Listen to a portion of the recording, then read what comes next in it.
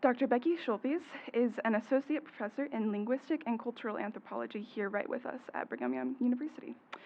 She completed her Bachelor of Arts degree in Near Eastern Studies at BYU. Dr. Schulthies then went on to receive her doctoral degree in linguistic anthropology at the University of Arizona.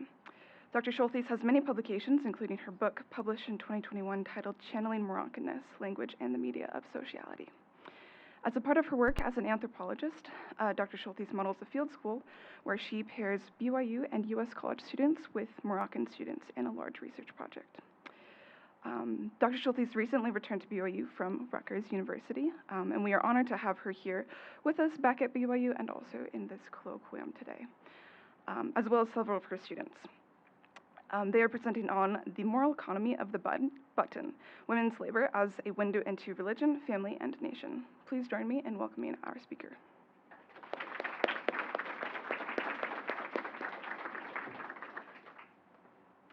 Well, thank you for the full house. This is fantastic. It's wonderful to have you all here today.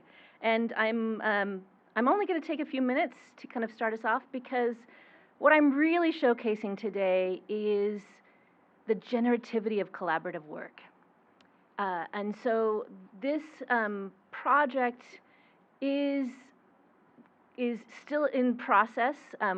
We're just going to be showing you some initial findings and part of the initial ethnographic film that the students have been working on all semester and that they are going to continue to work on.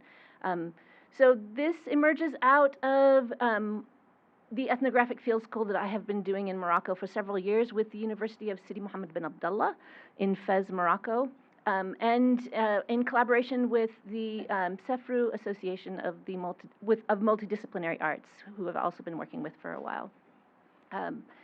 As mentioned, the brilliance of this project is when students work together. And there's a lot that I want you to see about how they have worked together. So I'm just going to show you a few. The project was around teaching students how to do multimodal ethnography and to do it in a particular context. So we worked in a small town just outside of Fez, Morocco, which is much more known. The small town is known as Sefru.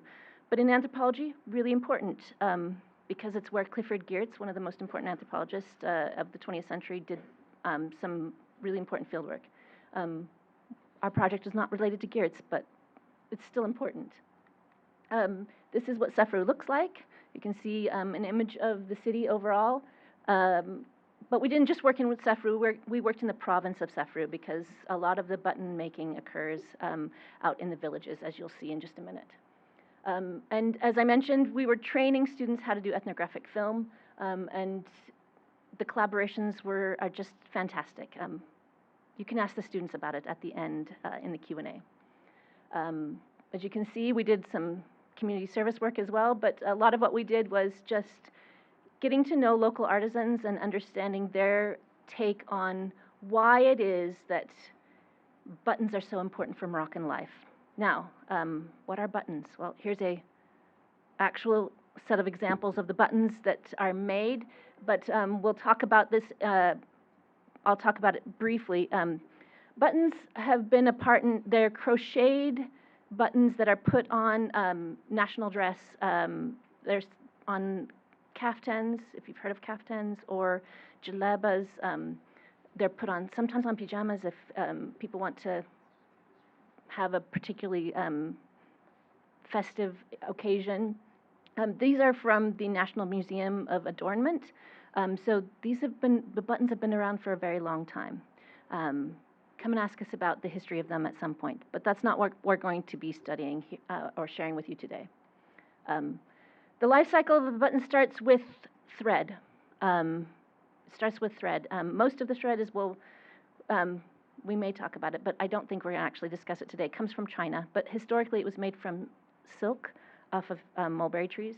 But then it gets into the hands of the button makers, and part of that process is having something to hold them in. So there's a bowl that people make. There's also a little core that is a paper core that's part of of the crocheting process that we also studied.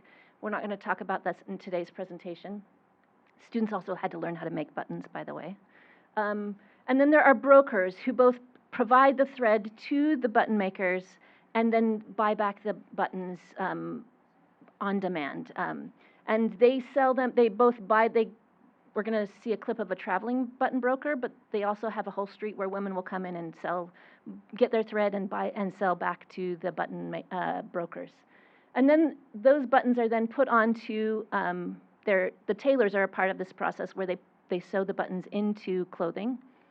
And then there are people who rent these kaftans for occasions, and then there are people who make the buttons into jewelry.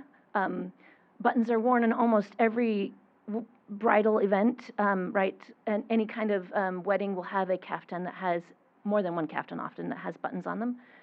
And then the kaftans are also sold on a second-hand market.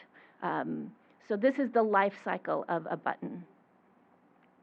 All right, now I'm going to turn the time over to one of our Moroccan presenters, one of the Moroccan students, Othman Tissir. Sam, can you help us out here, getting Othman on the screen? Othman is going to tell us a little bit about the origins of the Button Project because he helped me do this initially. He was one of my first Moroccan ethnographer students on the project. Yes, yep. I turned my video on. Perfect, okay. All right, so as I was saying, I will take you through the initial stage of this project that started quite a long time ago. Precisely on September the 10th, 2022, the Sufro Association for Multidisciplinary Art, also known as SAMA, is known for fostering creativity and celebrating multiculturalism through arts and culture programs in the old Medina of Sufro, has posted a call for a volunteer research assistant. So at that time, I had little idea of the project's focus. Shortly after, I met Professor Becky, and together with Mehdi and Fatim Zahra, other research assistant, we delved into a discussion about the project's scope, our individual roles, and the locations we would explore. The decision to center our research on laqad, or buttons, a component as small as a raisin, yet rich with cultural and artistic significance, was both deliberate and inspired, as it is the final touch in crafting kaftans and jalabas. Laqad, or the button, is not merely decorative, but it also symbolizes the artistry and heritage woven into every thread of these traditional garments. So, following our initial meetings, where each of us has defined our roles, we embarked on a journey of discovery and documentation. Our work involved conducting interviews with artisans, brokers, and tailors, and covering this interesting networks that sustain this craft. At the end of each day, we made sure to diligently translate our findings into detailed reports, ensuring nothing was lost in the process. We also immersed ourselves in the community, gathering ethnographic data through participant observation. This allowed us to closely examine the cultural and economic significance of the button, revealing its profound role in the fabric of the local life. Now, although the project faced delays along the way, the wealth of the findings we have gathered became the foundation and also the inspiration for the film. While new and unanswered questions emerged, our earlier research provided a strong starting point, offering clarity and direction. Moreover, the networks we had established during our field work proved invaluable during the filming process, facilitating smoother access to key participants and locations and ensuring a more seamless production experience. And that was all for my part. Thank you very much.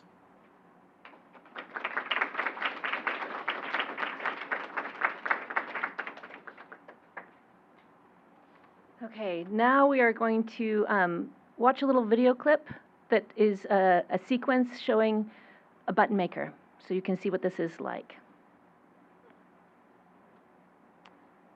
Hold on. Oh, sorry. Sorry, this is a photo of Othman on his initial fieldwork experience out in one of the rural villages collecting buttons. Sorry, returning time over to Katie now. Katie.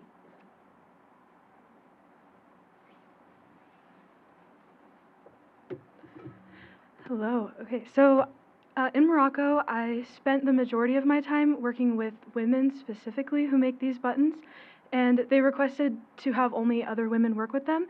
So half of the time I was with a group of about 5 women who meet in a neighborhood square and all get together and make these buttons, and the other half of the time I was with an older woman named Fuzia, who is one of the main contributors to the project. So these women make buttons because they need financial independence, and making these buttons is one of the only ways for these women to get independence. Button making helps these women gain financial independence while maintaining both flexibility and mobility, because it can be done in the home while sitting and talking with friends, so they have flexibility with their time and when they're able to make the buttons and when they choose to, sit down and work. So these women said that they make buttons for money and not for heritage. Button making is often an intergenerational practice passed down from mother to daughter. The female button artisans I spent time with said their daughters don't really have an interest in learning how to make buttons. They're more interested in getting education and working in jobs in more formal sectors. I asked the women if this made them sad and if they felt that their daughters' lack of desire to learn about buttons was somehow a loss of cultural heritage. These women said they are not worried that their daughters don't want to learn. These women explained that they do not make buttons for culture, they do it to feed their home. They need the money to help their husbands. The women explained that nowadays responsibilities should be shared between husband and wife. In reference to her financial contributions, one of the women said, "I'm helping my husband, not the kids, the husband." This is because the husband couldn't make quite enough money for the family, so the buttons allowed the family to buy practical things for the home. Even though the purpose of the button is more practical and financial than I thought, the women still express that they do take pride in the buttons and that they want their product to be used in the best sense of the word. While sitting in on a button making session, I asked one of my Moroccan research partners if she could ask one of the female artisans if they ever used the money they earned from the buttons to buy anything fun to treat themselves.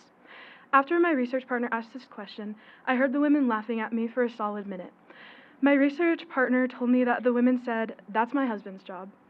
Even though the women earn money, their financial contributions always go to the household to help the husband directly. The husband will delegate the money, but he is responsible for caring for his wife. The wife should not have to earn money just to provide for herself. Hakima, who made buttons in this group of 5 women in the square, mentioned that they can make 800 lakad pieces for 100 Moroccan dirhams, which is around 30 pieces per hour. These women again use this money for household needs, and interestingly, they will all pool their money together, a percentage each week, and delegate that to one woman and go on a rotation.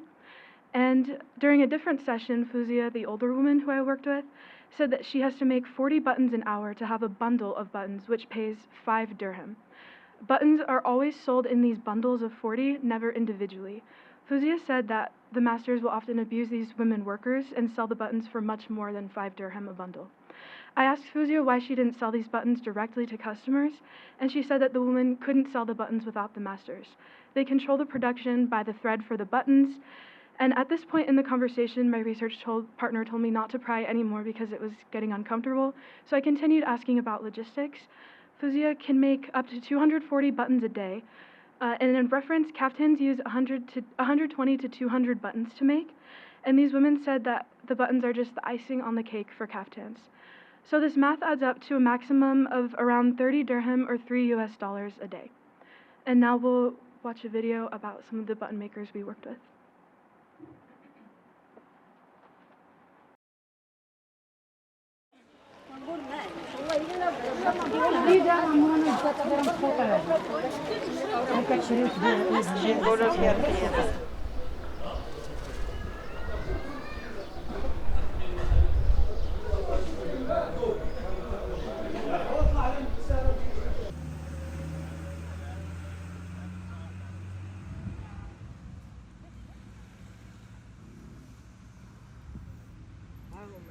علاش انتوما خنا outside باش كنشوفوا الطبيعه nature الدار وكنتجمعوا وكنضحكوا and we gather and they laugh اوه ديروا شكرا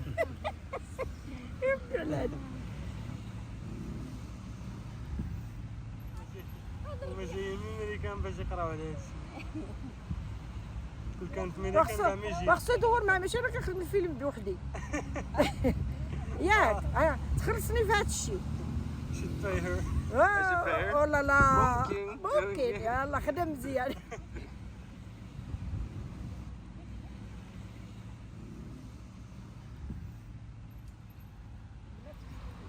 زعما ما كتشوفوش بلا هادشي كيتباع زعما مثلا رخيص مقارنه بالخدمه من ديالو نوع منا الذهب من نوع منا الخيرات منه فرشنا الدار منه اللهم لك عندك واش كان غالي مدام واش على الله واش دابا كان غالي دابا كان غالي رخاص فواحد الوقت. ماشي بزاف لا ماشي بزاف كاين زعما مقارنه بالوقت اللي كتخدموا فيه ما كتشوفوش بلا كيما خاص 600 في النهار كيما 400 في النهار كان كيخدم صافي ماشي شي فلوس ها هاد الوقيته ما نوصلوهاش حيت رخيص رخيص دابا كلشي كيخدموا دابا المغرب كله كيخدم العقاد ولكن صفرو هما اللي العقاد صفرو البهاليل وصنهاجه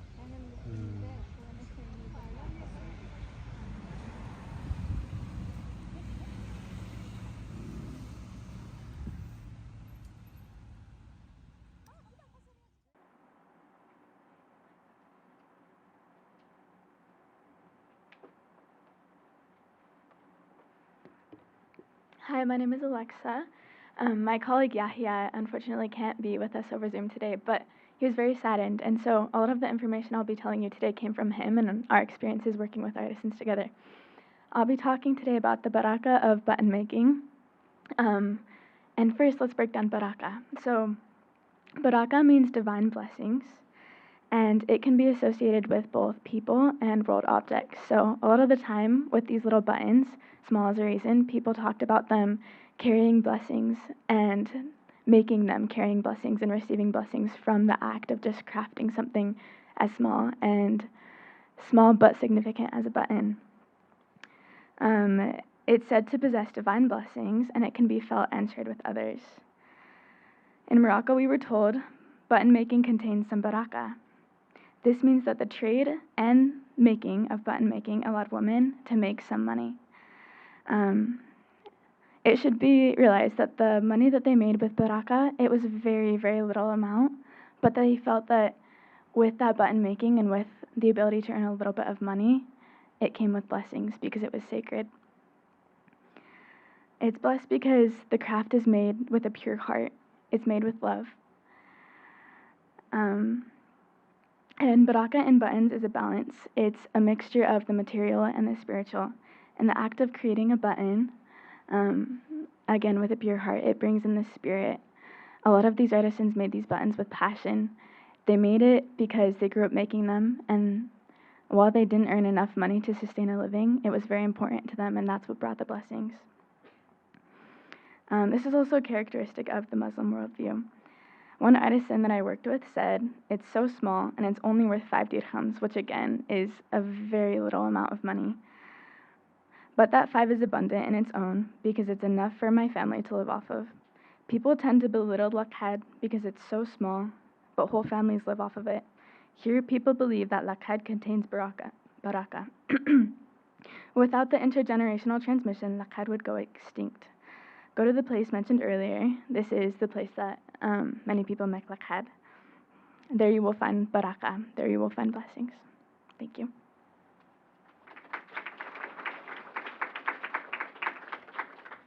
Okay, now we're going to watch about a 3-minute clip of brokers who buy the buttons from the women, but this one's a traveling broker. He goes out into the indigenous areas outside of Sefru, the Amazigh areas, and collect the buttons from the women.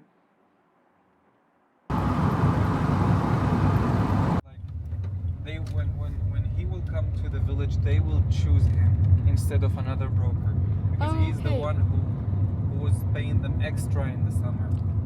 Find like other lines of work. How come they cannot find other lines of work?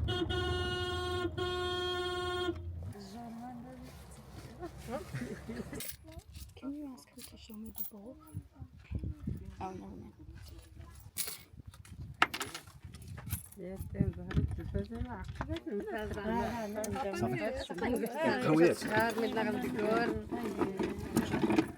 غنجي قبل العيد ان شاء الله في مرة 15 غنجي اصفر ولا قهوي ما جبتيش ايوا صافي نسيت كلشي شكون اللي خاصو شي حاجه اصفر ولا قهوي عطيني الصفر صافي اختي انتيا صافي يلا حيت بزاف اللي Is he joking? I don't think so. عاود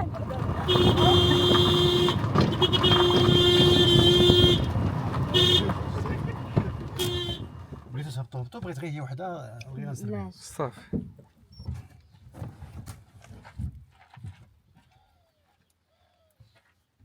شو أمجد؟ بارك الله. الله يبارك فيك. هذيك هنا. بابا شو سما؟ بابا. زيد قاعد تاخذ؟ غير زيد. خلاص غنجي قبل العيد ان شاء الله.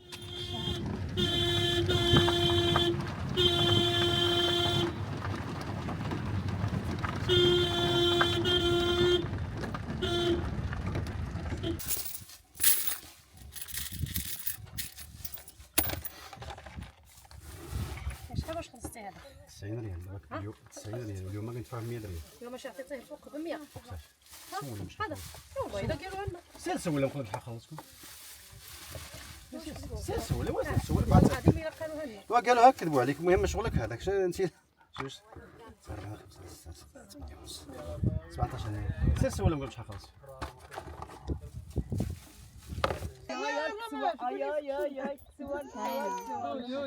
يا باين حرام.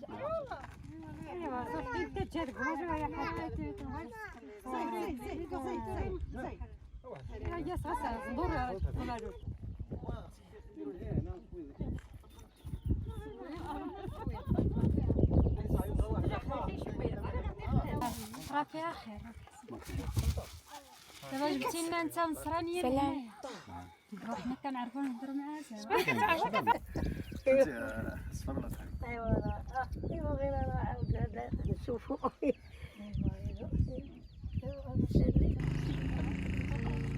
زوينه. عايزين نزينكم رجال. ايوا رباكم.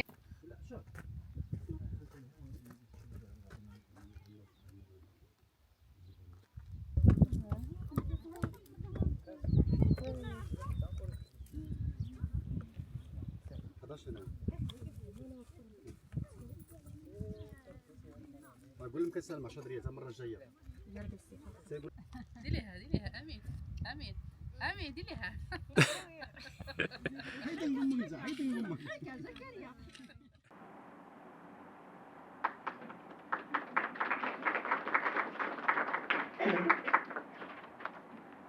Okay, hello. My name is Eve Burgess. So many of my fellow students have already talked about the fact that lakad is an art, not just something that is worn. It's an art and a craft and something that's very central to Moroccan culture. But as goods have recently transitioned to being more mechanically made than handmade, a rumor about a machine that can make lakad emerged.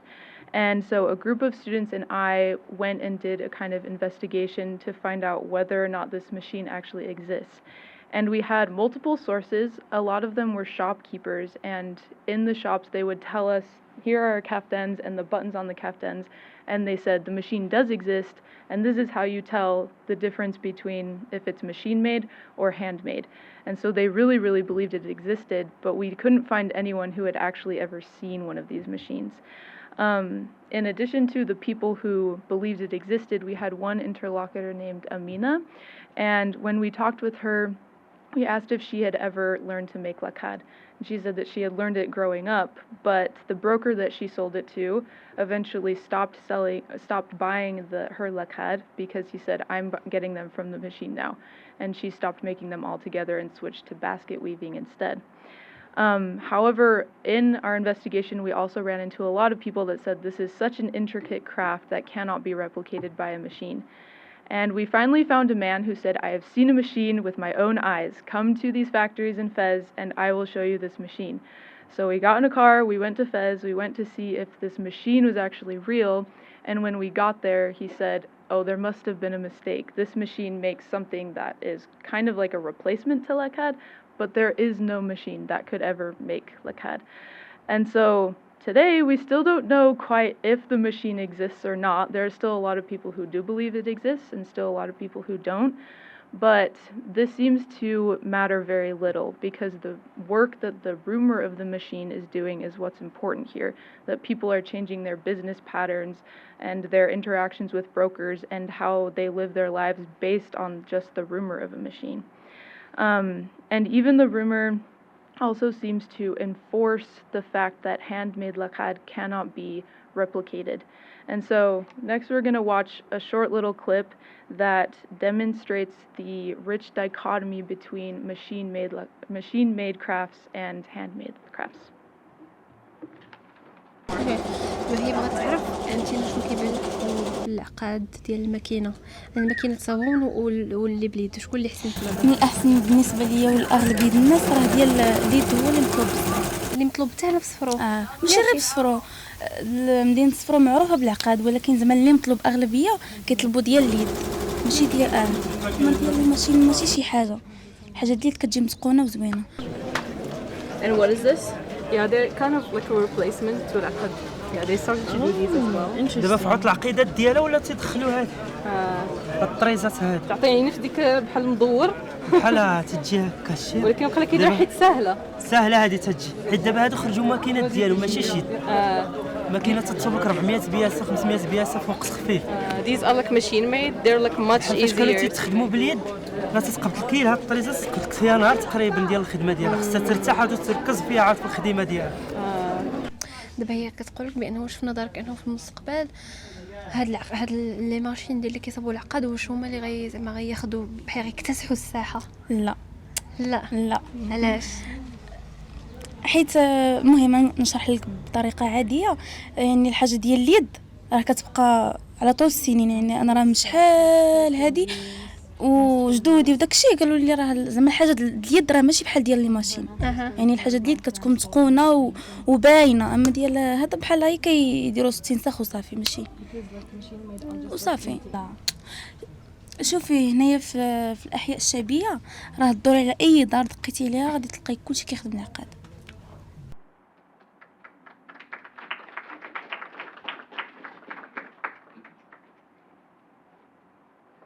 Hi, I'm Maddie Klein. My partner and I are going to be talking about the side of the craft with tailors who end up getting lakad and make them into or add them to kaftans and jalaba. My partner Butaina and we spoke with 3 different tailors during our time in Sefru, and they both had been working together, sitting right next to each other for years and years, so they know each other super well. Their families are very close. One of the important things that stood out to us was what they said to us about their families and the importance of passing down the craft and what they want for their children. So Butaina is going to talk a little bit about that. She's on Zoom, and then I will lead into the next clip. Hi guys, can you hear me well? Yep, we can hear you. Okay, so hello everyone. So for our informants, especially those whom Maddie and I talked to during our summer field work, we noticed that these men, with the making of, with tailoring actually, they have been trying to secure a very humble life for their families, providing the very necessary means for their family members, and especially focusing on this idea of getting their children to have the best education ever. And tailoring for this man is a lifetime experience. It is something that he learned and acquired sometimes through very hard conditions, not in the sense that they were untreated well, but to do something like this acquires usually so much patience, and someone who is willing to absorb a lot of things, especially during a time of being of younghood. And tailoring for our informants have like it makes them realize it has like very repercussions and on their health. They all suffer from specific health issues, and like however they keep doing this because it helps them to maintain a life and to maintain their family together. And by the way, our informants, they all have children who ended up doing like very different things. So none of their children is actually influenced by this idea of tailoring. And our informants actually have no problem in passing on this tailoring, this craft. But to do so now has like many obstacles, especially to the introduction of law that prevented like uh, uh, traditional craftsmen to like employ children under the age of 15 years old.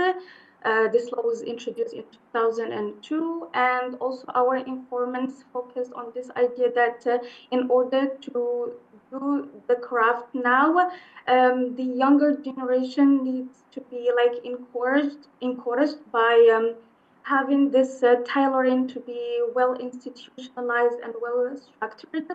And one of the things, for example, one of them mentioned was by encouraging those young people through providing financial aid during their traineeship, making sure that this younger generation get health insurance or to have a fixed monthly payment even after their retirement. So they have no problem with passing on this craft, but in order to do so, some laws and conditions have to be implemented in order to prevent the extension of traditional crafts such like tailoring. And that's all for my part. Thank you, Botana. One of the key points that I remember from talking to these tailors is they spoke about how obviously they wanted the craft to continue and they wanted other children to learn how to do this and go into that as a career, but they didn't want their children to do that. They wanted something better for their children. They spoke about being okay with working all day and working really hard and not making as much money because they're able to go home and actually spend time with their children and with their wives. That's one of the biggest points they hit on is they'd rather do that than be one of the bourgeoisie who spends all their time working and doesn't know much about their kids, and their wife is the only one who gets to spend time with them. So in the next clip, this is from an interview. They're talking about not only tailoring and the long hours, but also their wives and what they add and bring to the family income as well. Yeah.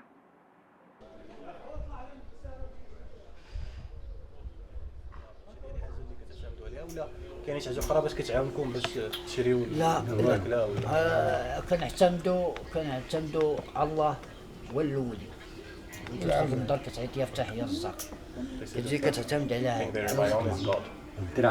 الدرع المهم كيطلقوا على الصينه التقليديه على الخياط كتعتمد على الخياطه ما كاينش شي مدخل اخر من غير الصنعه وكاين حاجه اخرى كتجبرك انت كتزود هذه المهنه ومرتك كتخدم العقاد البركه ديالك والبركه ديالها كيجيب الله البركه. He said the first thing you rely on is God, and then your shoulder, and he means by that the work they are doing. So yes, that's what they do, but also their wives contribute to the making laqad. So it's the job of the wife to make laqad, and it's their job to do that. And that's what he used the religious term. He's showing you the. He used the religious term to say this is the income. He said this is the income. He said this is the blessing that comes from his contribution between his efforts and his wife. كاين عندي حتى خطر اخرى تجي ان شاء الله ونوريك العقد اللي خدمتهم لي المراه وما صغير يوري ما عندي شي بلاصة مخبعين هادو راه أكثر من 20 عام وملي خدماتهم باش كنا مازالين العماش صغيوري صغيوري حاجة كنقولوا حنا العماش رقيق بحال داك العقاد هذاك خدمتهم كنت خدامة واحد المعلم وكان كيعطيهم لي وكنديهم لها كتخدمهم لي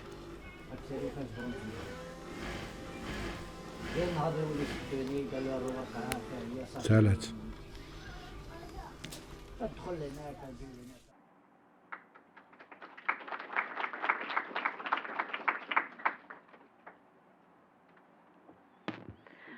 My name is Malie, and I'm going to be talking about the transgenerational transmission tensions that we found.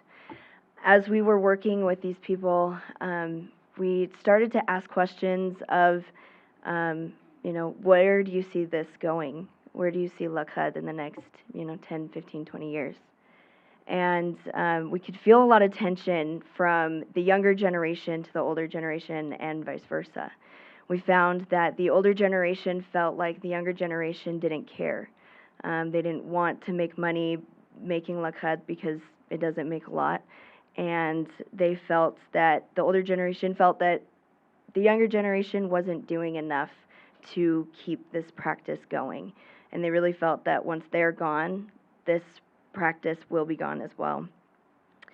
On the other side of that, though, we were talking to younger generation, seamstresses and button makers, and they were telling us how they want to still keep these traditions and these practices. They wanted to do all they could to keep the principles that they learned from these things. They just wanted to do it in a different way, in a smarter way, so that they weren't going to be breaking their backs every single day working on the craft that they're making. And so we actually got to go meet some women who sit and weave like blankets and carpets and rugs in a really small village called Gigu. And it was really interesting to hear their perspective because instead of lakhad, the button making that we were seeing in Safru being a problem and seen as like a dying craft, it was weaving. So these women are making these beautiful rugs and tapestries, but they felt that their kids and the younger generation wasn't going to uphold this practice, and so they also felt this tension of once we're gone, it's over, and we won't have it anymore. And so in this next clip, we're going to see the women making the rugs and how they really are worried and nervous about lakhad becoming the new rug making and weaving for their village in Gigu. Thank you. كاس والشوكولا تبارك الله تبارك الله عليكم. أيوة كنت داير اللي سمعتي. اللي سمعتي. أنا بغيت أنطق اللي سمعتي. This is her cousin, and they all working in the shop. ولا إني تغوري دبط. إيوا زعما المهنة ولا النساء مول الفلوس حسن ديال العقاد. أنا كنتي العقاد غير لا نتقحتي نضعني أنا كنت العقاد. لا تدوت كيفاش نطوطي ناس نتا السوايف لان 15 يوم هاد عيط خداوي العقاد لا تعاد في 15 يوم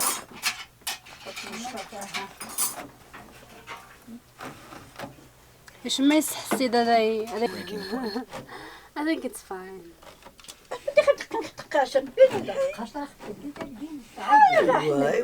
يوقع واحد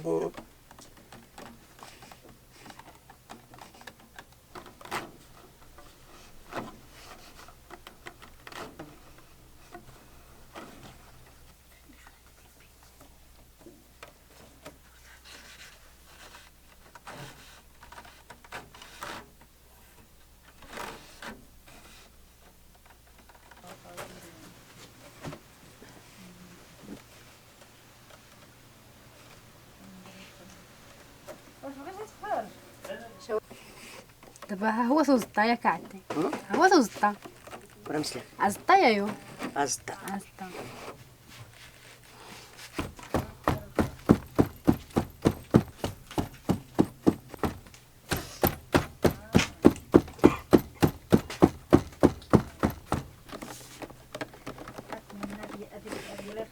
لا على كل حال ملك لا تحرك بس not in a clear statement. You asked her like how she feels that the younger generation doesn't want to do it. A key bit that we want. Yeah. Let's say, okay, are we gonna ask that Yeah, I question do think. yet?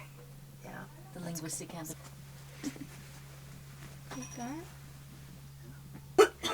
This one is sold already, right? Is that right? Or it's. At least to know the strategy.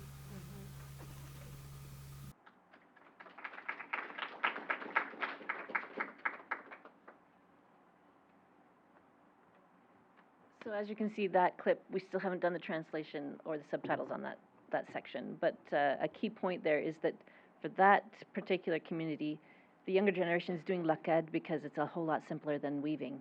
So they're shifting to lakad in the village.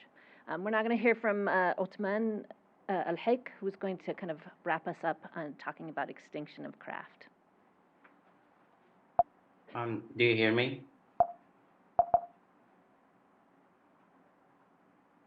Hello? Yes. Yeah, do you hear me? Yes. Yeah, thank you. So after all of this, a good question that we may ask is that, will this go in extinct? And like, this is one of the questions we had like from the very beginning, like when we were having these discussions with the people we worked with. And I want to share with you two of them. The first is Abdul Afia. Abdul Afia is, he makes hizam, or basically traditional belts. And I quote from him, from now onwards, it's going to extinct. If it remains like this, it's not going to exist anymore because there is no successor. And so this craftsman always kept telling us of telling us of like the old generation and how it was, and the now generation. He kept giving us examples like this tense when he was telling us about his memories in Fez, which is basically known for crafts. He told us that in Fez, it used to host over 40,000 craftsmen in the past, and they started to extinct. Fez now reached the point of running out of craftsmen to fill out even its own market demands. And a point about Abdul Rafi' is that when we asked him a question like, do you want to teach your kids or your daughters this craft? He told us no, because it's better for them to go and pursue other academic careers, better than doing laqad or any kind of anything related to this. It's just an example of showing us how the craft is not trustworthy anymore. The second person I want to share is Muhammad. Muhammad is a guy who's a bushman. A bushman is a traditional Moroccan tailoring technique. It's used for making these jalabas, which is Moroccan traditional clothes. And he is the vice president of the fonduk we worked in. And he kept telling us of how the system they had when they were learning is not existing anymore. They had this kind of system where they had المعلم and المتعلم, basically the master and the student, and each of them had their own rules. Now all the work is on one. They often don't have students, young students, to come and learn the craft. And he always kept giving us these examples of the pitfalls of the administrative works. All these politicians come in with different visions. And so the point we got is that there is no actual political kind of vision concerning laqad. And that's why it is going extinct. And a quote of him that I would finish with is, he said, any hirfa or craft, if it does not regenerate, so we teach new generations in the following, it will be lost. Thank you.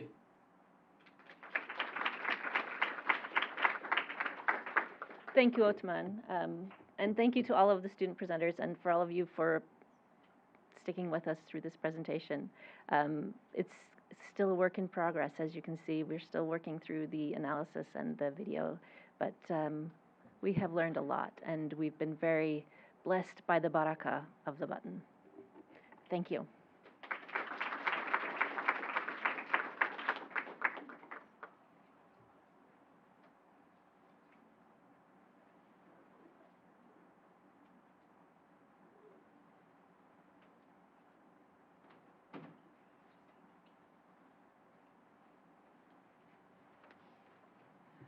Okay, thank you, Dr. Schulthies and her students for presenting today and teaching us about women's labor and the moral economy of the button. Let's see. Her over 25 years of research has sought to amplify the brilliance of these women and their traditions and has added important voices and perspectives to the study of economic culture in Morocco. Her research helps us gain a deeper understanding of the social system and the gender dimensions to production and value in the economy, as well as the complexity of the entire economic process of button making. Previous research done from the male perspective has missed the moral socialization to the economy of the handmade button. This research helps us recognize the tireless efforts of these female artisans and the moral, social, and spiritual importance of handmaking these buttons. We'd like to wish Dr. Schulthies and her students success in finalizing their research and the film they are working on. We are truly excited to see this research and learn more about the moral and social implications of button making in Morocco. If we could have one more round of applause for Dr. Schulthies. Thank you. And then, I think we're out of time.